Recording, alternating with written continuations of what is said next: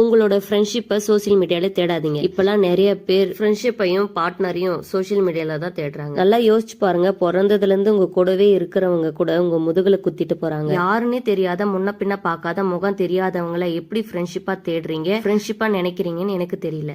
Insta ஃப்ரெண்டுன்றீங்க, Facebook ஃப்ரெண்டுன்றீங்க, YouTube friend etcetera. இந்த ஆப்ல கெட்டு போறது பத்தாத ஃப்ரெண்ட் ஆப்ல வேற கெட்டு போகணுமா? அப்பா அம்மா, கூட பிறந்தவங்க, கூடவே வளர்ந்தவங்க, கூடவே படிச்சவங்க, உங்களை லவ் பண்ணவங்க, உங்களை திருமணம் செஞ்சுக்கணவங்க, இப்படி இவங்களால தீர்க்க முடியாத பிரச்சனையை ஃப்ரெண்ட் ஆப்ல இருக்கிறவங்க தீர்த்துடுவாங்களா? இவங்க கேட்காத பிரச்சனையை உங்க ஃப்ரெண்ட் ஆப்ல இருக்கிறவங்க காது கொடுத்து கேட்டுருவாங்களா? சோசியல் மீடியா ஒரு பொழுதுபோக்கு, பணம் சம்பாதிக்கிற ஒரு பிளாட்ஃபார்ம், அவ்வளவுதான். ஃப்ரெண்ட் ஆப்ல எல்லாம் உங்க பணத்தையும் சுரண்டிட்டு உங்க வாழ்க்கையும் சுரண்டிட்டு உங்களை ஒண்ணுமே இல்லாம உங்களை நடப்பினமா நடக்க விட்டுரும், இல்ல பிணமா படுக்க வச்சிரும். அதனால நீங்க தான் கவனமா இருக்கணும். தப்பான ஆப்ஸ்க்கெல்லாம் பெரிய பெரிய யூடியூபர்ஸும் சேனல் வச்சிருக்கவங்களும் எப்படி ப்ரொமோட் பண்றீங்க அப்படின்னு எனக்கு தெரியல. பணத்துக்காக தப்பான விஷயத்துக்கு துணை போகாதீங்க.